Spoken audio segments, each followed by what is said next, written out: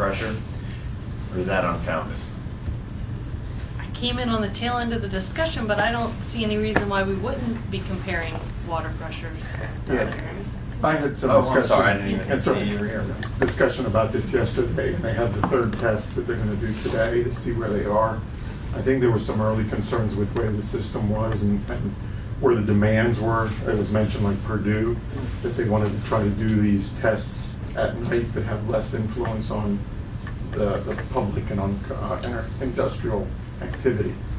So we want to try to do it by going back and then, instead of simulating a peak demand, by giving yourself a 10%, 10 PSI safety factor, now we can go back in and do it at a peak time period under actual type conditions.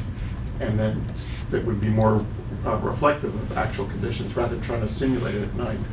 But with the SU tank, our pressure is more stabilized. And if I think it's at or slightly better than what an industry standard is as far as pressure, and our circulation is better so that you can serve different areas. Because you remember, you got to watch where the test is taking place in relation to how the system flows and everything like that. So I think doing it under actual conditions, under peak conditions, to me is more reflective rather than just applying a 10 PSI safety factor. That being said, the two tests that were conducted that showed that the system would support the sprinkler system were done. One of them was done at like 11 o'clock. Weekday it wasn't done, like we used to do at 8 o'clock on Sunday night whenever it was 9 o'clock when we went to bed. It was done, maybe not at the peak time, because we talked about this yesterday. We'd have to do some research to see when they were done at normal time. When industry's working, people are taking showers. And this isn't the make or break. This is just one, I wanted to provide you with one example. But this is just a county determination, so to have it changed would just involve showing the county that we don't have to make that. We don't have I've talked to the county. I'm a sprinkler guy, so I can go on and on just about this one, and this is one issue of 1,000 in my mind. But I can go on and on. The code that is the standard on how you install sprinkler systems has a huge safety factor built into it. In other words, when I design a sprinkler system, I got to assume that 20 sprinkler heads are opening at one time. And it's 25 years as a fireman, I've never gone to a fire where 25 sprinkler heads have opened at once. So there's already a safety factor built into the code. It's the same code used all over the world, not just the country. So this is just one example of why we're not on the same page. The county's doing one thing, we're trying to do something else. It's not jiving. People are calling us, hey, why do I got to do this?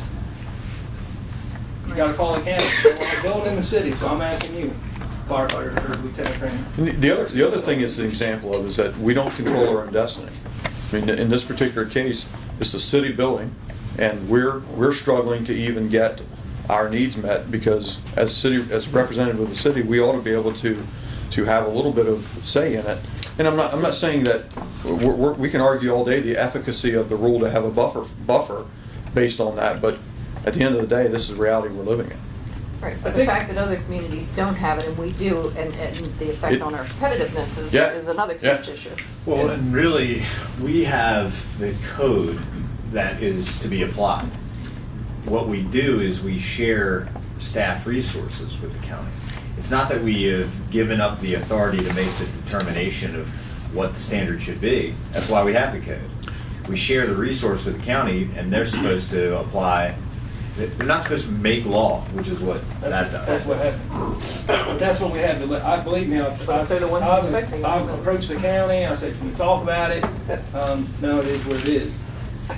And like you said, like I think, like the president said, it's unlegislated. It's not codified. That's just. I'm making this rule, and it is what it is. And this is one example. And who knows how many times this one, you see a building spring up in front of it. Maybe it was because of this. Who knows? The authority having jurisdiction. This is a code term. The code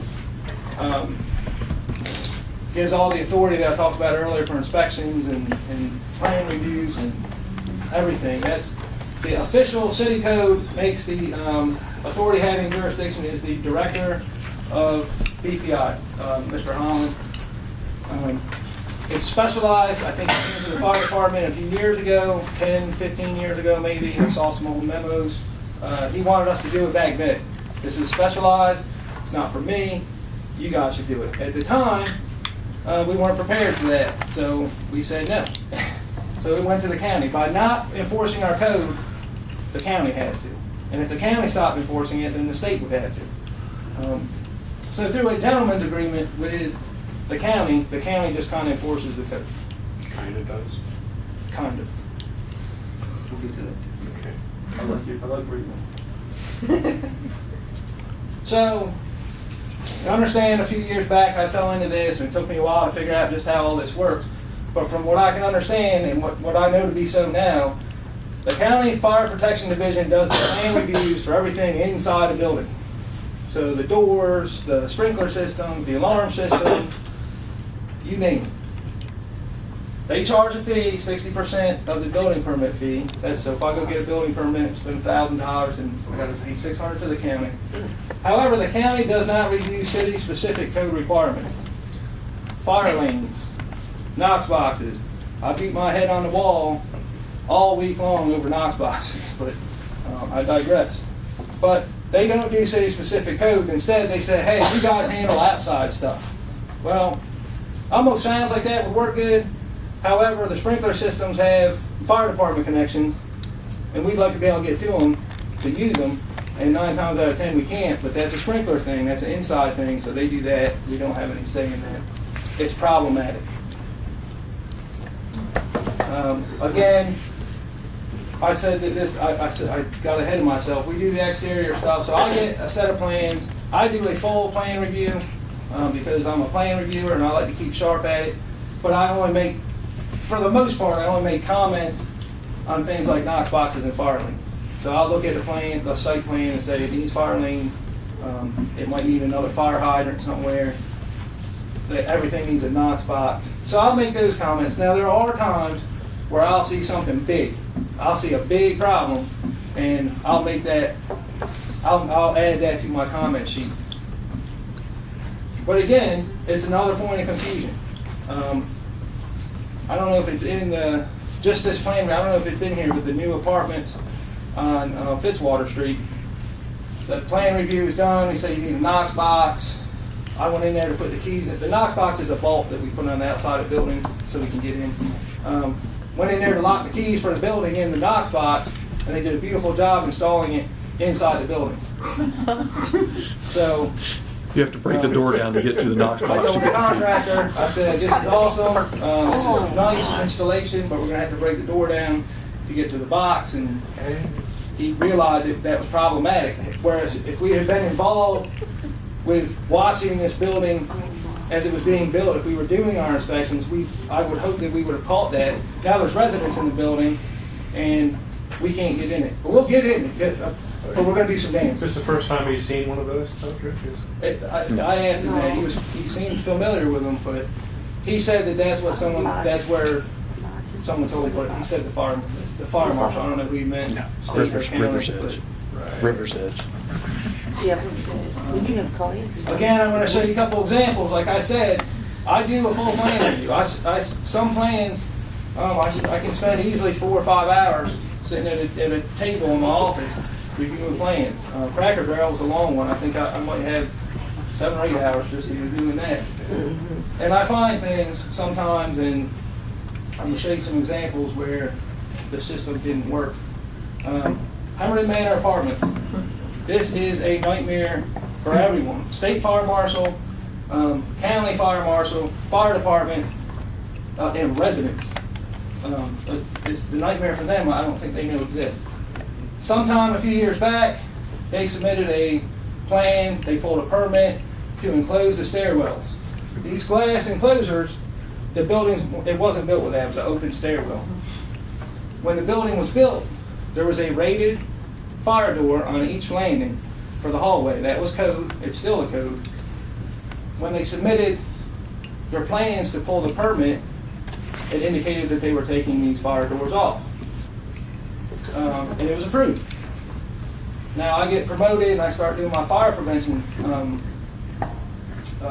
job, and believe it or not, we go to these apartments on a pretty regular basis. We go there 2 or 3 times a year for fires. We probably go there 2 or 3 times a month for other things, but we have some fires there. And I'm starting to get these reports. We have a referral system from firemen saying, hey, we had a little oven fire in the first floor of this building, and I'm crawling on my belly on the 3rd floor doing a search. What gives?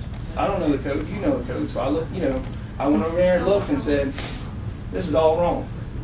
I went directly to the county. He said it wasn't wrong. I went to a fire protection engineer for the state fire marshal's office. We had some talk back and forth. He said, it is wrong, but it's not my jurisdiction.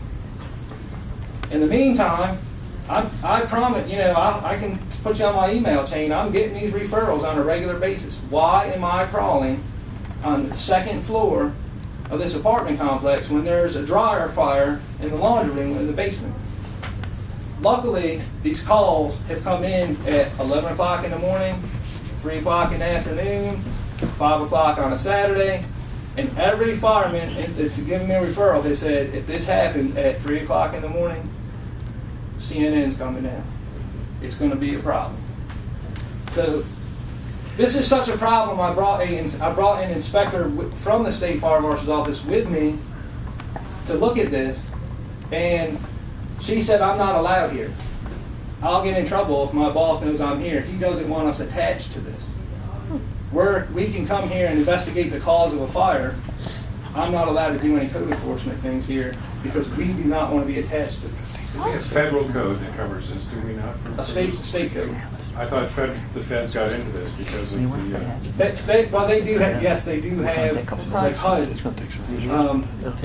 different things. When they look at fire safety things, they look at things like smoke alarms. And every apartment does have a smoke alarm, thank God.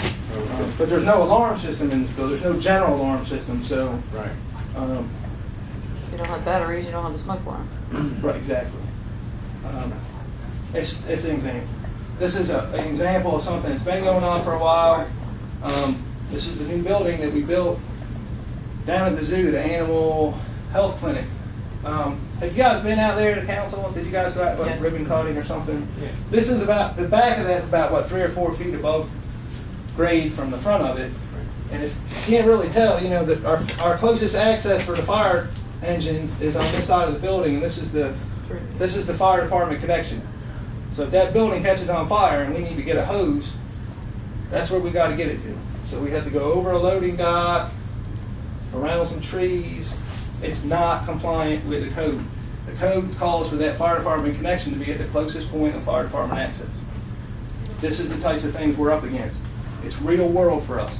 When the alarm goes off and we go to that building, right, wrong, or indifferent, we got to try to do something. And that makes our job hard, I can promise you. We paid a chunk of change for the design on that building. You probably paid a chunk of change for the county plan review too. Yeah. Just real So what's quick. wrong with this picture? Putting a gate there for you to access that from up above, would that help? I mean, at this point, I know it's a problem. You gotta stretch it from South Park Drive. Yeah, that's what I'm saying, but if Yeah, there there were a is a- gate there where you could run the hose down the hill from South Park Isn't there a Drive, road there? Isn't there an access road there? You can't get to that. You couldn't get a truck You down can't With a there. fire truck? But you could- that might help, because it would still be time consuming. There's a hydrant, right where I was standing taking the picture, there's a hydrant. So, I mean, that's an option. I'm just thinking, Very we hard. are where we are now. What By do and by, we do? and I give you a little reassurance. By and by, we would get the line to that connection. Yeah. But it's going to, It's not gonna be quick. we might lose a kangaroo or something, because if we're busy trying to do that, no, that's Not the Wallabies. unfortunately, that's what it is. We get a If free- we're doing that, we're not doing something else, like pulling animals out of that building. That's why I asked the question about what we do now. Harbor Freight, this is one where I caught kind of a big, it was kind of a big deal. I caught it, made some comments, and because we're not in the code enforcement loop, I do a plan review, I'll submit it, but I don't hear anything else. I don't, we don't do inspection, we're not authorized to be inspector, don't do inspection, so I don't go out there, I just make the comments and hope that they're acted on. I hope that the county or the city, BPI will look at it and say, oh man, I'm glad you caught that. But it's not, the means of egress is inadequate for the storeroom of that building. That was 2 units, and I'll just give you the Reader's Digest. It was 2 units, they made it into 1 unit, and take my word for it, if you want, you can come over to the fire station sometime and I'll show it to you. The means of egress is inadequate. And this is one of the examples where I fully believe, as a fire protection specialist, that if a fire breaks out, all the customers will get out of the building. I really truly believe that. So, however, the way that it's configured, if firemen went in to the storeroom to put the fire out and something went wrong, I don't know that they'd get out. It's one of these, it's got doors with fusible links that block off the means of egress, so roll-up doors. So this is one of these, this is how it affects firemen. The codes are for, firemen and citizens. It's not just fire and life. Another transition that the fire chief forgot to take care of. Fire and life safety code enforcement inspections are non-existent in the city. They do some fire stuff when it's a permit requirement. If I go get a liquor license, I'm probably going to need a fire inspection. I'm sure there's a few other, maybe health department, I'm not even sure. But they're non-existent. As I said, the county they do permit inspections. When they do them, they're good at them. I'm not taking anything away from them. They do the inspections good sometimes. It's some of the older stuff that they don't. But when they go into a new, I've never seen a problem with a new. I'm sorry, when you say permit inspections, are we talking like for tenant fit out or for change? I'm glad you asked that. No, I mean, it's almost like a license inspection. If I go get a liquor license, I gotta have a inspection from the county. So it would be at like the time that CO would be pulled over. They will do that for new construction. That's part of the plan reviews, is they're gonna make their comments, they're gonna look at the plan, so they will go out and make sure it's built correctly. Sometimes the train falls off the track a little bit, and I'll show you. But they do that for the CO, yes, they absolutely. We don't. Problematic, again, because now you've got a CO, I come back in there and see your Knox box inside the building, you don't care about me, I got a CO. I need the fire department for. And again, it's putting everyone at risk. We don't provide that service because we're not authorized to provide that service, nor do we have what we need to do it justice. We don't have, it takes people on the street. And I'm going to show you a couple examples, just like I did before, some code enforcement things that are going on right now. Some of these things, back a few months ago, we had an ambulance call to Williamsport Circle for a subject falling. When the ambulance got there, the dispatcher sent the police because they heard a loud crowd in the background. When the fire department and the police department got there, there was this warehouse that they were throwing, I call it a rave, it was a disco, whatever you want to call it. They were having a big party, and they estimated 200 to 300 kids running from the building. There was 2 36-inch doors on this building. One of them was chained closed. Coconut Grove, Station Nightclub, the list goes on and on. Don't let this happen to you. This is CNN stuff. They're coming. They're gonna want to talk to everyone. One of the doors was chained. We have a 24/7 operation over at the fire department. Had we had the authority, now we took care of it, it was a week later. Some people sent letters. That's not what I would have done. If we had the authority, we would have been there that night. Everyone's out. There would have been a sign on the door. We would have padlocked the door from the outside, and we would make sure that didn't happen again. I'm sure that when we found that, that wasn't the first time. That's bad stuff. I was very upset when I talk about these inspections. I was very upset in how that was handled, because I reported it. I got to work Monday. I started making phone calls. I always follow up with the county, BPI. It was about a week later, I got a response that I sent a letter to the property manager. So how many parties could have went on in that week and a half before the property manager got there? Any follow-up, see if they're still going on? Well, I'm a nut with this stuff. No, I go by there in my time off. I ride and look at, I have been through there. This is downtown. This is, doesn't seem like a big deal, but believe me, it is. These are some fire department connections. There's no caps. After I took the picture, I cleared the garbage out of it. But regular inspections, that's all, and no one did that on purpose. The guy who owns the coffee shop downtown didn't say, I'm gonna stick it to the man, I'm gonna put some trash in my fire department connection. People aren't doing, they don't know they're being unsafe. They don't know there's unsafe practices. If I clean it out and send a referral up to the county. And Eric, if I may interrupt you just quick, if that's a standpipe connection, which is what we hook our fire department hoses to, and that debris is in there, as soon as that gets charged and it comes to the end of our hose, we got no water. No So water. firefighters at the other end of the hose line are now in harm's way because they have no water coming out the And end of we're the gonna hose. get out, and then we'll see, hopefully downtown will fare pretty well. Because that'll be pushed through the rest of the system. When we hook our lines to it, if we don't dig the stuff out, we push it through the rest of the system, but it's going to terminate at the end of the hose line that the firefighter's carrying. In the lower picture, do we have a problem with losing our brass fittings? Mm-hmm. Probably. And now here's something I can challenge you with. The Knox company that makes our Knox boxes makes locking caps for those, and we have keys for them. Some people have them, so we could easily amend our fire prevention code to say we need to start putting on these locking caps so people can't steal them. And When you say some people have them, you're talking about? we have, people in the city have them now. Some people have said, Okay. I just want them, I don't want to keep buying caps. Right. So we have the keys, we already have the infrastructure, so to speak. We have the keys, we have the means to get into them. And there might be, again, there might be some grant stuff out there. There's fire prevention grants that we could look at maybe to get people these caps, I'm not sure. But that's a good, this was at IHOP. I was home one night with my kids and someone that works for us sent me this picture and I said, well, you should be outside. The alarm I'm sure is going off. No, it's not. It's right next to my table. We've been looking at it for an hour. Enjoyed our pancakes. That's just, nope, they didn't do that on purpose. I truly believe that the people at IHOP didn't intentionally silence their alarm or shut off, whatever it was. They just didn't know. Well, how long has it been like that? What if I was there 2 years ago and discovered a fire and pulled the handle down and nothing happened? Am I correct in assuming, Eric, that they would have to have silenced the alarm to keep it from going off? Unless it's At just some point completely broke. I mean, Unless it's broke? Yeah, it's mechanical. And if they have silenced the alarm or put it on test mode, then the alarm system's not going to function in its proper Yeah. capacity. Something was wrong. Whether it was on silence, which we go to those, We more don't than I know. care, people just silence their alarm for the day to do some stuff. That's just one more example. This is my favorite. This is my downtown plaza.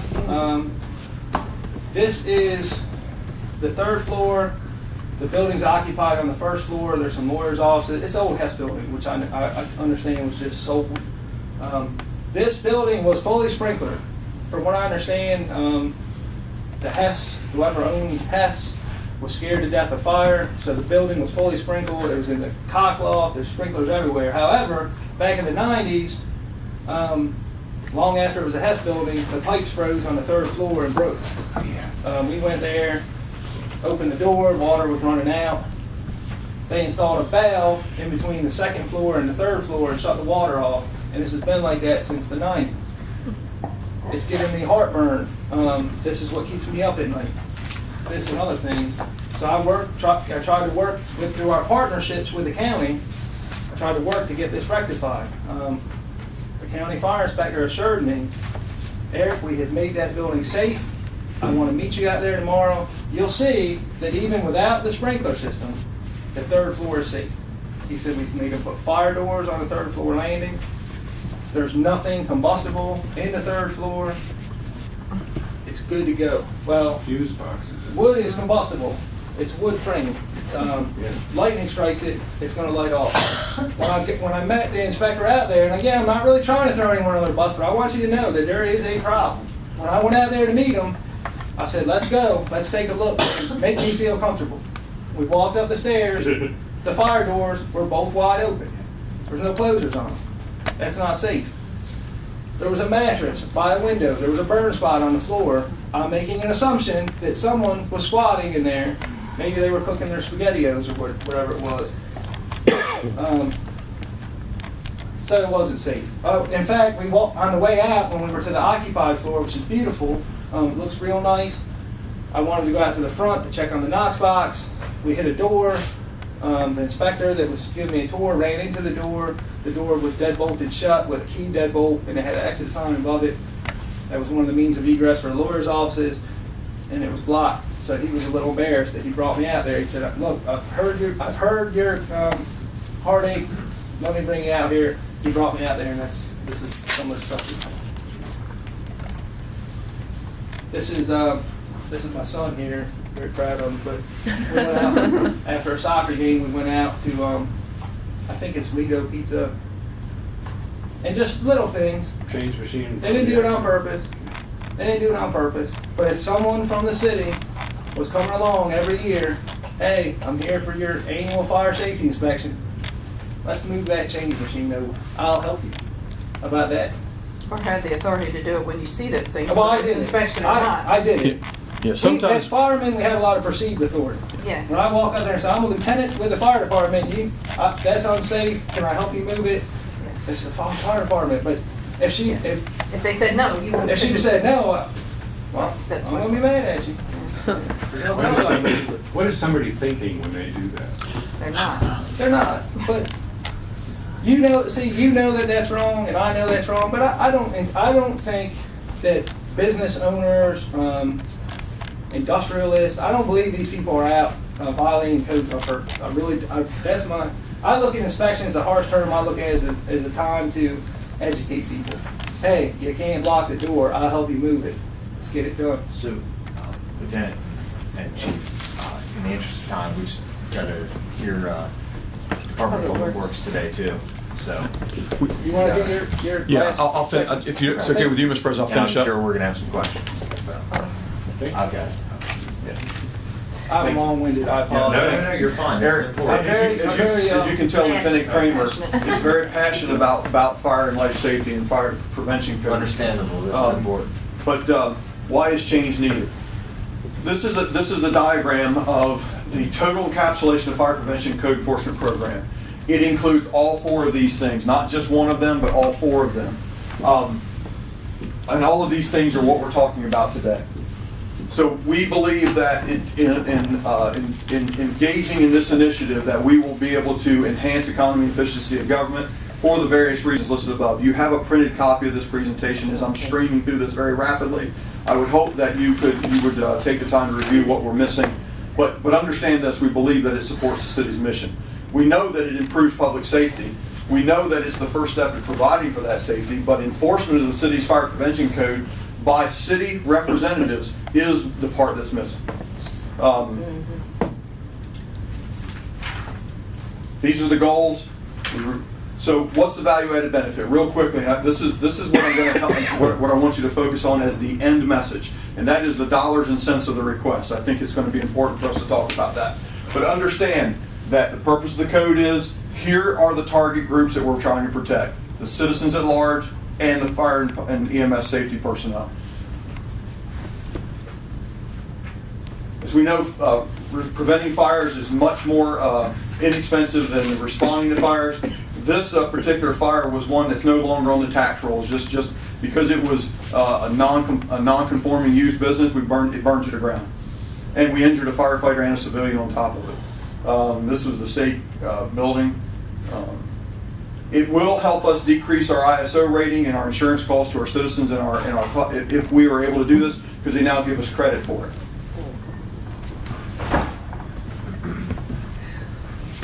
I hate transitions, and I should have taken them out. These consultations that Eric talked about are very important. It allows us to assist the business owners, engineers, and architects with getting their projects done. So what's the investment? This is just a very basic exercise of trying to explain what we believe to be a revenue neutral at best, or we think it's positive, but at the worst it's going to be revenue neutral because we get to throttle the response based in accordance to the revenue indicated.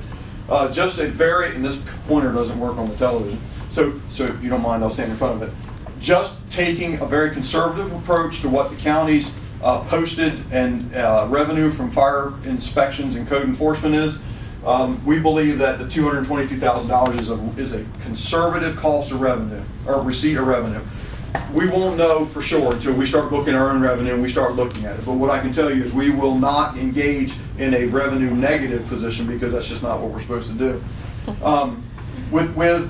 We've made an estimate on inspections and permit fees. We have no data on what municipal fines would happen. We would hope we would still keep municipal fines at zero because we want to work with our business owners and do that.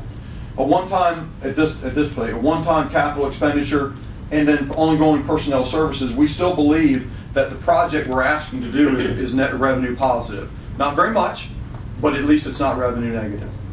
Okay? The capital expenditure would be what? A vehicle for inspectors to ride in. Did I mess up? I'm going backwards, sorry. We know that there's some ongoing myths out there, right? We know there's some misinformation out there. Here's an attempt for us to try to answer some of those questions. Some of the myths. When the city begins doing its own inspections, it's just going to it's duplicitous service. That's just not true. If the city engages in this effort, there is no need for the county to engage in it as well. City will perform reviews as a revenue generator. The fact is that it already creates revenue. This revenue is just going to the county at this point for work that's being performed in the city. What we're suggesting is that revenue come to the city, pay for and sponsor ongoing inspections, which we currently do not get. Inspections create a hardship for existing businesses. The reality is it doesn't. It's the opposite of that. We can give you examples, and I know time will allow us to do that, where we have actually been on the other side with business owners where had we been doing ongoing inspections, we would have saved their business and the use of their business, what they wanted to do, but we didn't have the data for it, so we couldn't. Inspections are designed to shut businesses down or cost business owners money. That's just simply not true. Inspections have a negative connotation associated with it, and we'd like to change that perception. They're really designed to help and to support the business owners in remedying their unnecessary liability, some of the pictures we showed earlier, as well as to try to remedy any violations without cost to the business owner. In conclusion, it's always been the mission of the Salisbury Fire Department to ensure the life, safety, and well-being of our community. That hasn't changed. This doesn't change. As a matter of fact, it enhances it. But by providing prevention and mitigation of fire safety hazards, we, in an efficient, effective manner, we believe we enhance the public safety as well as we enhance the city's position as it relates to being business-friendly and economically development-friendly. We realize that the city's current fire prevention efforts are neither effective nor efficient, but in the fulfillment of the department's mission, we respectfully submit that the plan that we presented today be considered by the council for inclusion in the FY16 budget. Questions? Sorry I breezed through that last part.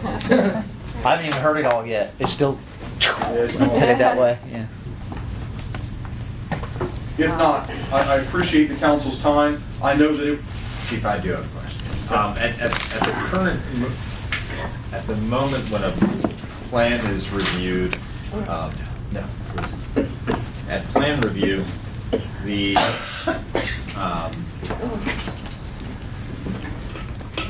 role that the fire department currently fulfills, does that generate a fee to the city? It does not. At this point.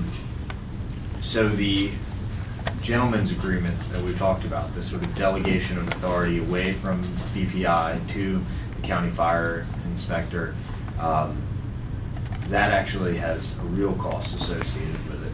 A fee is paid to the county. For services they provide. For services they provide, I get that, but not based on a formalized relationship.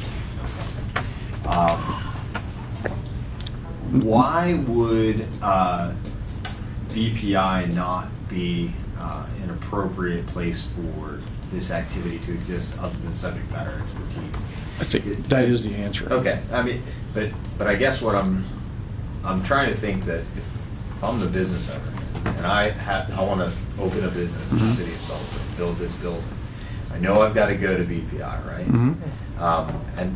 And he's going to tell me, one of the things he's going to tell me, in addition to other permits that I'm looking for, is I got to go to the health department for the grease trap, and I got to go to county fire inspector for the fire safety and components. Mm-hmm. Instead, he's going to send me to you. Is that No, we envisioned the process being a little bit more streamlined than that. We envisioned that the contractor or whoever the person coming in is going to go to BPI, and at BPI they will have all of their needs met at a one-stop location. So they deliver, I'm going to make this up, 3 sets of plans that BPI then delivers to the appropriate agencies for plan review. Maybe it's just 2, because I'm not intelligent enough to speak on it, but BPI handles that. I get it. Then when the contractor needs resources, for instance, when they have to go write a check, they're writing a single check. And they're not going to 2 or 3 places to write a check, at least as it relates to the city's services. So we believe that it streamlines it for the developer, not complicates it. Doesn't just change the avenue, it just says, okay, you're coming to this one desk, you're taking care of all your needs, and that department then distributes the workload to the other city entities that are dealing with that business. Did that make sense, what I said? Yeah.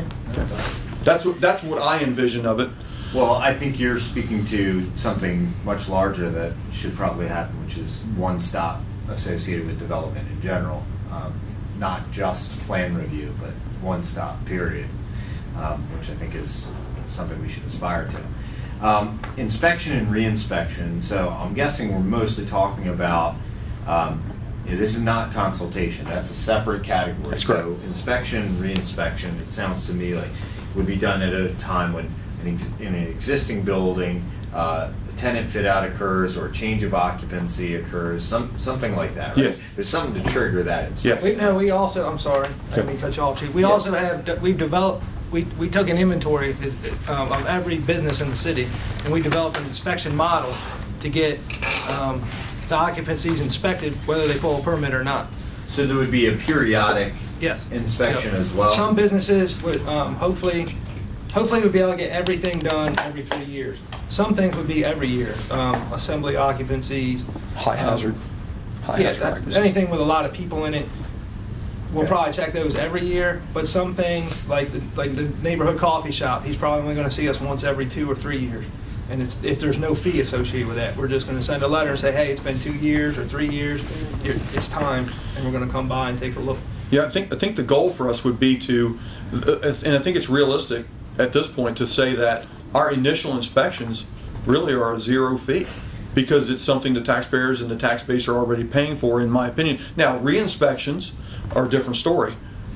Well, okay, I just want to make sure I understand, because what you just said, LT, is that the reinspection on a periodic basis would not generate a fee. Oh, no, when we say reinspection, it means your time's come for me to inspect your business. I got there and there was a serious violation that we couldn't fix together right now. So I might have to say, hey, if I come back in 2 weeks, you think you'll have that fixed? Okay, But you guys get to decide whether we charge for that or But not. the periodic inspection, that $120,000 that you're showing on inspection, that periodic inspection that you were referencing wouldn't generate a fee, but, so where would that fee generation come from? Just That's that change of occupancy or tenant Permitting fit for out? sprinkler systems, all the things that people are paying for currently, nothing new, no new fees, but permitting for sprinkler systems, permitting for, That was in, I thought that was in the 230, the plan That's review. no, plan that's reviews, just yeah. a fire and life safety plan review. Okay, so both of those fees are currently being paid. Yes. You're saying the county gets those fees now? Yes. So we would get Both, those in there. both of those categories. You know, I understand the two, I'll give you an example. I Fire understand station, Fire station number I understand two. the $222,000 plan review is already paid currently to the Department of Planning and Zoning through the fire inspector. But the inspection/permit fees, I didn't realize that was being paid. They do the sprinkler system permitting, assuming there are other permitting, fire alarm permitting, they do all of that as well. Okay. How close to the last fiscal year that we have information for does that 342 number come to the county's receipts? It came right from the county. I mean, well, I went to the county's budget and looked at what they budgeted for, And how did you apportion what was 60, happening in the 60, city? well, the one is the 60%, that's easy to calculate, right? You apportion, it's 60% of the total building.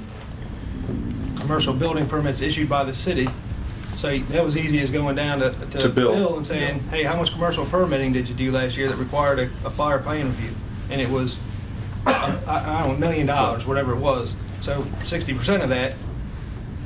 Yeah, so we believe we've come in on the conservative side anyway, because we know that there's still a certain bit of unknown that we don't really have a handle on. Okay. So, but here, at the end of the day, what I commit to the council is that we will not enter into a negative revenue source, because we will enter into this, if the council looks kindly on our request, step by step, incrementally, measuring, engaging our approach the entire time until we can get some historical data to quantify that what we said we were going to do. Okay. That's kind of the approach. Other questions? Chief? Sorry it took so long. No, that's okay. Good Chief. presentation. And Very Lieutenant, this is thorough. I understand this better each time I hear about it. So thank you both. You're welcome. And please, council, if during your deliberations, at any time during your deliberations, if this is a topic of discussion, or if additional information comes in that you have questions about, I'm more than happy to come back and talk about my fire department. So it's, please engage, because there is another viewpoint to it, and we understand that. We're not hiding from the other viewpoint. We're just saying is that there is an alternative point of view. We believe that we're in the best position. I do have one question while we have Public Works and Fire here. In the plan review process, is there a place that the fire departments, the city fire department's review and comments could be incorporated before your approval is given? They do that. They do. now. We do They that. do that now. Yeah. But you've said that a lot of those things aren't happening. Well, that's for site plans generally. I'm sorry. That's like for a site plan. Mhm. So we're talking about the water service into the building, like I said earlier, the fire hydrant. That's site plan. The plans that I gave you example, that was building plans. Mhm. So two different. They don't Right. do anything with the building plans, and the building department doesn't do a whole lot, I don't think, with the site plans.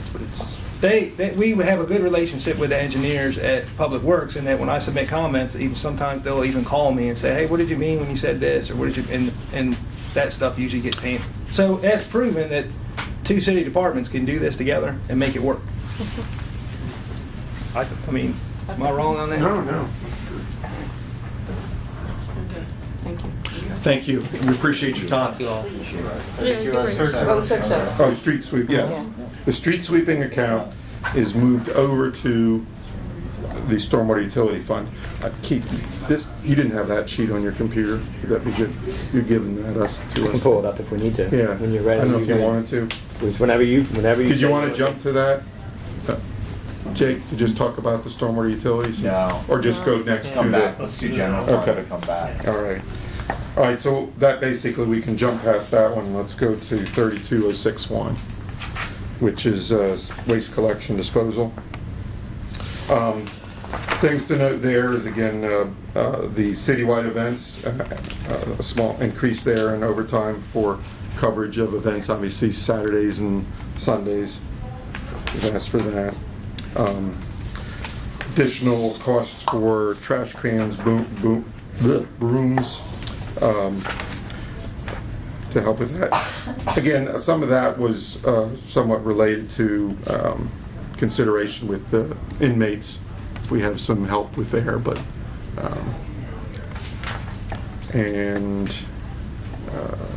again, the discussion we've had about the vehicles, the rising costs there. Again, that was a group that would look at assigning them more responsibility for that, but we've backed away from that. And again, last but not least, is replacement of SAN 5, our automated trash truck, because we've completed payment on another truck. We want to keep that rotation going. Has there been any, and we can talk about this at length another time, but I just wanted to ask the question, has there been any further consideration of privatization of waste collection? We haven't got into that whole discussion. I think the only thing at this point we've played around with a little bit is the recycling part of it, as to whether we wanted to reroute our recycling to Delmarva or Bennett or something like that, or Eagle. And again, I think part of that might be whether there might be an investment in them going to sole source. If, as you recall, discussion last time, we were kind of on hold on recycling because we're waiting to see where the county was going to go with their sole source. Yeah. Since they're not, we've had some initial discussion with the county just to see what, if anything, they're doing, and then that may open up some options to explore. Because my desire, it would be nice to not have to do curbside sorting. To me, it's a safety and health issue, and to be able to go and pick those up, and it would be something that is what I'm striving to get to. I think Amanda told me before I got here, she had been working on a potential contract that would go to a company that would handle that, and they would make an investment in doing the sorting to provide for sole source. But that got tabled at the time. And just to be clear, that's not to imply that, it's not being handled efficiently, but that's something we've talked about at this table in the previous budget session, so Mhm. we'll make sure we're continuing to consider it if it would create, cost reduction. Yeah, I think the approach I was thinking was seeing if we tackle the recycling part of the thing and look at those options, and then we can build from that to the other question. Yeah, that's going to deserve some additional discussion. Yeah. Okay. Any other questions on that one? The next is the recycling 32062, and again, just a increase there for covering our weekend events, just busy and promoting the recycling. Let's see, you've got some, basically, again, some costs for the gloves, rubber boots, rain suits for the employees, as well as inmates. I mentioned that a few minutes ago. That's the one yesterday. So I asked for a recycling container at Woodcock Park. I don't even know where that is. Pennsylvania and Mr. Virginia. Spees. No. Sorry, what? What? You got, oh, you said where is it? Okay. Whether Yeah, or not it got done. that's what he called it. I don't know if there's another name for it. Yeah, For that's what, right. Woodcock Park? Yeah. That's Oh, what is it's that- called. Really? Yeah. Corner of Virginia and Pennsylvania. Well, I've probably been there. I just didn't know what it was called. Virginia, Pennsylvania. Yes, actually, I have had that on the play. I just didn't know the name of it. Okay. Usually. Yeah, that'd be No. nice to have a recycling bin now. Thank you. And thanks for the mulch, we appreciate that. Yes. Yep. Yes, he did mention that too. And one of the items you can see there is some additional purchase of some outdoor receptacles for the park and zoo events to trying to encourage additional recycling. In case, I know Tim was well aware of it, but our e-cycling efforts have finally, one of my goals getting here is to clean out that building. Next week, they'll be coming in. We have 110 pallets loaded with televisions and two other small piles that we've been collecting since, from what I understand, 2009. And a vendor is paying us $5 to come and get all those. You couldn't have held out. Couldn't have held out for it. Yeah. Tim said he was willing to go for $1, so we had an extra 4 on it. But Tim had given us contact with Goodwill and came in and got all the computer equipment out. So with the computer equipment, the televisions removed, basically what's going to be left is busted plastic. We'll scoop that up. That'll go to the landfill, and that sorry old building will be empty and ready. Can we tear But it to down? continue that, we have the trailer there Stewart's- that's going to be there on a regular basis Sorry, move. for the e-cycling. Oh, yeah, we'll have to work that out with him. I don't know if he's going to keep it there all the time. I think we're going to build up a quantity, and then we can just call him. Where will it be kept? The trailer? No, I mean, where will the quantity be kept Oh. until you build it up? Well, until the building gets knocked down, or... See, the problem is having to sort it. Because when it comes in, I have to give that some thought, Tim. That's a good point. The only thing that they don't want, if it has a battery or a cord to it, Right. it can go in there, Right. except if it's a television. Even your old CRT monitors. Yeah, I the see, CRTs were shipped They can to go Goodwill. in there too. Yeah. Yeah, so that the only thing that isn't part of it is actual televisions. I'll have to check with Chris. I didn't know if he was able to loan us a trailer for that long. He over that said that period of he's time. ready to go forever to Okay. keep it down there. Okay. So they're happy to have it. Yeah. Their numbers are way up. And I think that that's a a plus for us that we can get rid of it so quickly and so inexpensively that we can up our program a bit and get a little more Maybe do it compliance once a going year. from people. Yeah, more than, yeah. We do it once or Oh. twice. We do it twice a year. Twice a now. year, yeah. Yes, and there was some discussion about with the televisions at the time before we fell into this deal, is where we should be charging a fee like we do for refrigerators and stuff like that. Oh, okay. So you have the debate, if you charged a medium fee, are people gonna then avoid putting it out, and then it ends up sitting on a curb somewhere? It's gonna be in the dumpster. Yeah. So, I backed away from that at this point because of this. If this turns out to be a successful way of being able to get rid of these TVs, then we can go from there. Time will tell whether the sheer quantity of what we had attracted this person, or, it can be done on a smaller order, and we don't have to have 110 pallets of TVs. So. And the county actually doesn't care where it goes because they still get credit from MDE for recycling, so it's, Yeah, I The think we numbers. report our numbers to them, Right. because they have to report countywide to MDE. Yep. so everybody's happy. Yep. All right. And if you did not, weren't aware, Harry is no longer with the city. He moved to Florida, so we're in the process of getting ourselves a new recycling coordinator. We're having a little difficulty doing that because one of the requirements is public speaking. I think we're scaring people off so, to go around and promote in schools recycling. So the search is still on, but our goal is to have that so we can continue to promote that at an event. Tim could do that, you can take that as a Just- job description. Sure, I could work part-time for you, how's that? All right. Any other questions on the recycling? Our next account here is fleet management.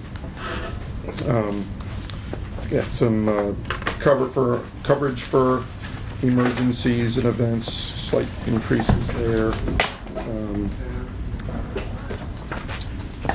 You can see some of the costs for equipment operating, again, and training have been included. One of the things we're finding with our fleet guys is there's some people heading towards retirement, and with the sophistication of the vehicles that we're getting, it's not like we all have Caprices or anything. Each of these trucks is somewhat different and unique. And we need to have the training so that they can expand and do what they do.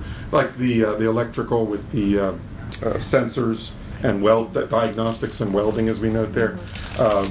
Ben would like to be able to get his guys trained more to do that, so we can do that in-house rather than have to farm that out and do those savings. But it's a necessary, especially the diagnostics. I mean, with my car, I open it up, I'll change the oil, but that's about it anymore. And you can see what we was talking about earlier. It's a pretty significant budget in terms of vehicles, what we've got for repairs and things like that. Any other questions on fleet management? Okay. Next one is 35,000 carpenter shop. Really nothing really note on that. We're keeping Mike very busy with several projects here. Right now, very busy on getting the parks up to snuff. I did notice on the overtime non-clerical, it's got a note that the increase $200 to cover increasing work with weekend functions and inclement weather, but it's not reflected in the number. Yes, I think that was a text thing. I have that crossed out, Keith. The text thing, I think, was last year's. I'll write it down. Yeah. You gonna do that, take care of that, Amanda? Well, I can. Yeah, I noted that too. All right. Next one we have is the zoo. We note in here, there's the new development associate position that's funded through the Zoo Commission, is noted in there. We have some increases with our veterinarian care. We put in for that, and we've had some savings with the security contract. You'll see this with the wastewater plant. We got a good price with our contractor that we share that does both of those, so we've had some savings there. The Comcast, or Alpaca Cam, was a grant covered the first year, so we have added the funding for that to continue to do that, so we can keep an eye on that. Can't we get MDG to pay for that? They used to put it, They did it the first year, so, we're gonna charge them to use the footage. Well, my understanding is that they're charging everybody that amount that they're putting up a camera, and they just gave us a break. Oh, really? Yeah. Okay. It was kind of a gift. Can you get vet expenses, Yeah. AZA requirements for animal care, increased vet fees, increased Mm-hmm. their level reduction to 2,000? Are we gonna be able to meet our AZA requirements, take care of the animals if we reduce? One of the things that Ralph was trying to look at is our vet is looking to retire. And the potential that we may not being able to get someone who has been very giving to the zoo. So all we can do is see where that's going. When there has been no decision that I've heard when they actually are retiring yet, unless the last meeting was some clue. But it was just, that was where we were putting that in to anticipate that. He's not an so. employee. Right. Yeah, he's contract, but he's been talking about it for a couple of years. We've been discussing, been forewarning about this for a few years that this was gonna happen, and Right. he gives us, my understanding, probably $40,000 to $60,000 worth of vet services a year. Yeah. So- We're very, very fortunate having him. So really, I can't answer the question. I mean, if he stays with us a year, we're good.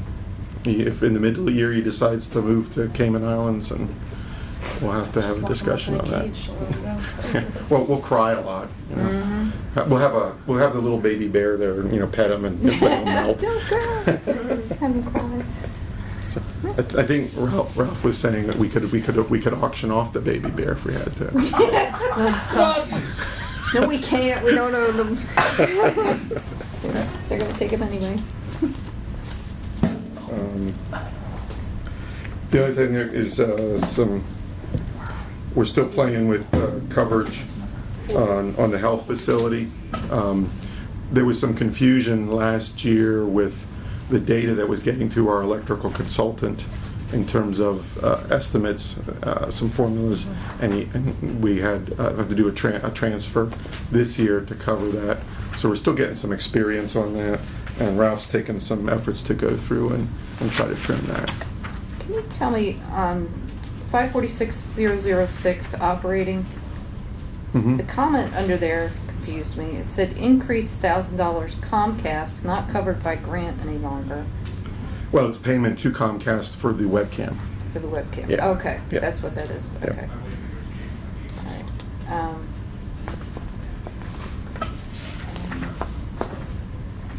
Two things, were you in the room when they were doing the fire presentation and talked about the animal health clinic? Yeah, Where the the connect connection is? there, yeah, we'll have to look at that. Maybe put a date there or something? Yeah, yeah, Um, yeah, I noted that. Okay, thanks. And the other thing is, have we done anything about the requirement that came out of last year's bills, Annapolis bill about animal control officer overseeing the zoo? Yeah, I'd have to follow up with Ralph on that. He was well aware, because as you know, he followed that legislation very closely. Is there, I think it was Ann. Ann was gonna be the animal officer. She could fill the role. Yeah. In order to meet the requirement. So that was making sure that the legislation had that in there that allowed us to get the coverage we needed for it. But I think, as I recall, it was Ann had the capabilities and the qualifications to meet that requirement and keep us in conformance with that new I law. thought there was at least one person we could just do a title change or something. Yeah. Or add on. I'll ask him to see whether it was actually technically a title change, if we'd have to do that with you to create that. Well, it specifically says animal control officer. You're exactly right. And we have animal control officers, but they're not running the zoo. Right. Yeah, we have to look at what the definition of what that person is. And I think that's where we were hoping that. The curator. And, yeah, the curator's job description or encompass what was required as far as the animal control. But we have the personnel, we don't need to do anything Absolutely. different. Yeah. Thank Okay. you. All right. All right. Next is parks. Really, there's just additional events. We're noting some increase for that, and because they're very busy when we come to that. The couple piece of equipment we've asked for, dozer blade, to help. One of the things with that is they can use they have the snow blower, and they can also adapt a dozer blade to that, so it can help when we get the snowfalls that we've gotten, in terms of where the snow blower would need more snow, and we can handle the smaller amounts and use the blade. Talk about in the park or in the zoo? Actually, the plaza and the park, they've got a real nice one. It's all enclosed and everything that had gotten years ago. Because there's some kind of issue with that at the zoo too, that they not being able to clear the walkways. Mhm. Yeah. Okay. Like 2 points I want to go to that we discussed at budget time last year, one of which was the addition of a part-time position that would be dedicated to downtown, parks maintenance position that would be dedicated to downtown. Just Yep. wondering how that position has worked. It's worked out very rolled well. out. Yeah, Austin, he has, we got a vehicle, an old vehicle from the wastewater plant, I think. And he's transitioned to- full-time. It's and he's full-time. full-time. Full-time. Yep. I apologize. And Yeah, so the he numbers. has coverage, he has a phone. We were able to get an old phone from someone, we transferred over and got him a vehicle. So he's well connected, and then he makes rounds every day. You'll see him there. Matter of fact, he was out when I was out at the community garden. He was doing the weed whacking there. Yeah. Yep. So he's been very conscious. As I think it's worked out very well. Yeah, he was out picking up garbage. All right. I just made a comment about that. Yeah, and he shows was up. garbage and looked around, there he was, picking it up. I'm like, Nice. "Ah, perfect." Yeah. The other item that we discussed a year ago was the tree Tree trimming. trimming. And we talked about that with, I'm thinking of one specific issue. There were a couple issues that were discussed, but one of them was having a couple maintenance requirements associated with the park. One, the maintenance of a clear understory throughout the park, and then the second was the cleaning up of the The actual understory. riverbank. Yep. Some of the The overgrowth. one of the things that went from Laura appreciates it, because she had asked the question last year, and I went to Doug and I said, Doug, I am not going to the next budget meeting without knowing that money's spent this year. And what Doug's been working on, but what's difficult as he does it is you've got to kind of tag each tree to let the contractor know, and then the contractors come in and bid on all that. A lot of efforts, but he's basically got the contractors lined up to do that. But what he's focused on first is the safety issue associated with it, because what you don't want is you're walking down and all of a sudden wind's blowing and a limb falls down and hurts anybody. So that's his priority in terms of doing that, and in terms of using the money for that. And as you can imagine, there's some catch up that we're doing there. So a lot of the money that we focused with the tree trimming, getting that done, is the safety aspects along the trails.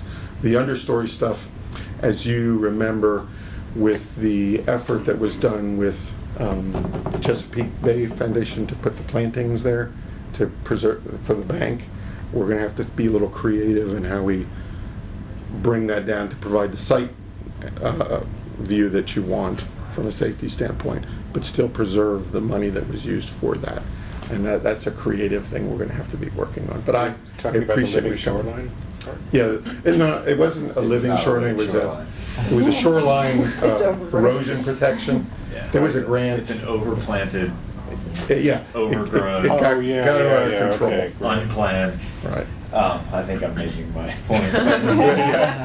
So Doug got you about halfway to the answer you wanted to come back with, and then it's clear that we have to find some way to address the second issue, the shoreline issue. The second one was going to be one of the inmate things, but what I Really? wanted to Okay. map. The trick is getting the time to go out there and kind of map out, because what I didn't want to do is we go in there and then the Chesapeake folks show up and why did you, we gave you money to do this, why did you do it? So we want to try to do it so a balancing. Okay, you want to improve the sight distance, because what's apparent with it is when you do put the Christmas displays up and you're trying to find places. You can't see 'em? And, well, there's places we have to be selective in how we do it so that you can see.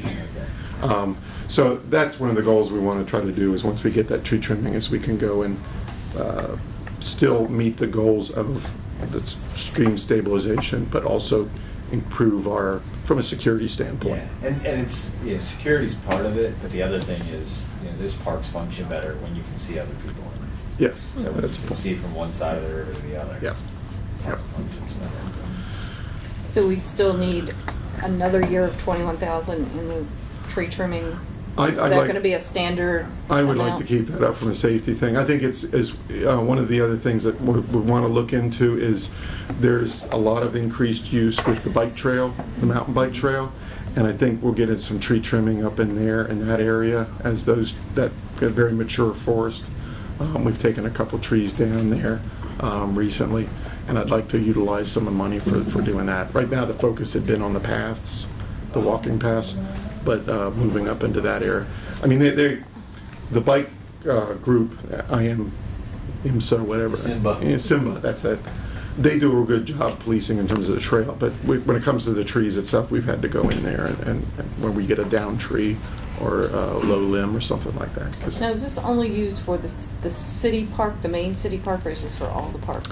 I don't, it's not restricted to what it is, but the main, where we have a lot of the paths is pretty much there. Where you get into the small playgrounds, a lot of the guys can just go in with a chainsaw. Right. The tree trimming is where you need a contractor that has the specialized equipment to climb the trees or to do that and do it safely. Well, part of that was identifying where those widow makers were, the ones that Yes. were. And that's what.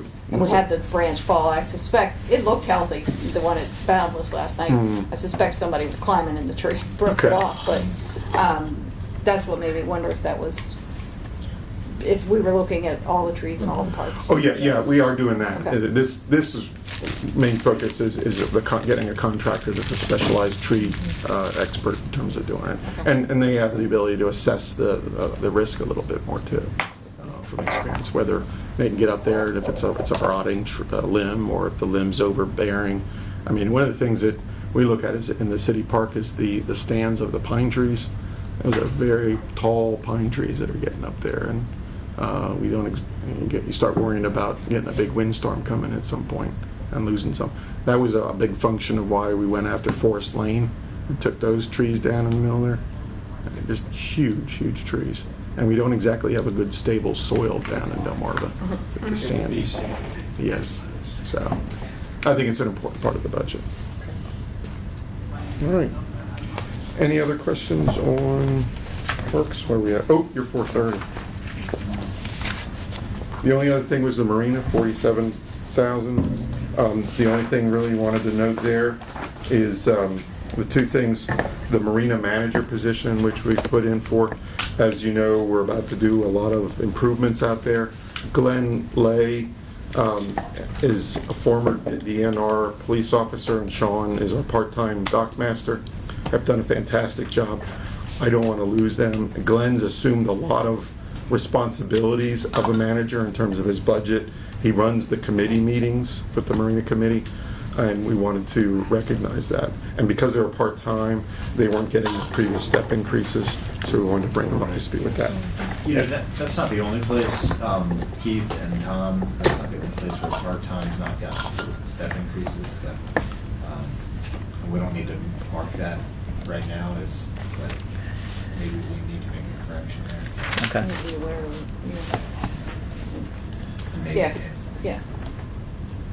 The only other thing was the pedestal replacements, the funding for that, to start to update the pedestals there. We'll focus on our existing slip holders as we go through those, and it'll be a multi-year project to do that. That brings up an interesting point. I don't know what we pay our part-time people, but is anyone near minimum wage? As these step increases happen with minimum wage, are we gonna have to increase those line items to cover that? We did was it the zoo, I think? We had some part-timers, we brought them back. We had to do the minimum wage, so they were bumped up, and we did that with this budget year. Yeah, there's another one coming in this budget year, so that's why I'm wondering if there's somebody that's close, we make sure we've accounted for that. Okay, we can look into that. There's a Maryland minimum wage increase. Right. Okay. Do you know what it is offhand? I think it goes to $8.50 in July Okay. 1. Or I think $8.75. those folks at the offices who were above that. Okay. Yeah. I think so. 75. I remember we had to adjust, I remember Jeannie with the EAF, the reason we did it She was. just picks it up. Yeah. I Okay. noticed that there's at least one pedestal at the tug mooring, you know what I mean? By by where you put the stakes for The the bridge for the tender? butterfly garden in that little. Okay. There's tug mooring there, and they do park there, tugboats. And there's at least one pedestal there, and I didn't know if that was on your list to look at or. The first, no, it wasn't on my list as far as this round. I can check to see if it's functioning. We haven't had any complaints It's the about first time that. I've ever noticed it being Yeah. there, to tell the truth. I would call it a tug, but the tugs do park, it's more of a transient kind of thing. Somebody stops and wants to go into town. Or they come in, they do some repairs, or they get enough lunch, wait for the next load to be unloaded or loaded, whichever. Yeah. We could put a meter on them. That'd be a good idea. Quarters. Yeah. Keep feeding the I quarter. want to thank Laura for bringing up minimum wage. This, your opportunity to remind everyone that once again, your city elected officials are not making minimum wage for the hours they're putting in. Certainly, call your legislators, call your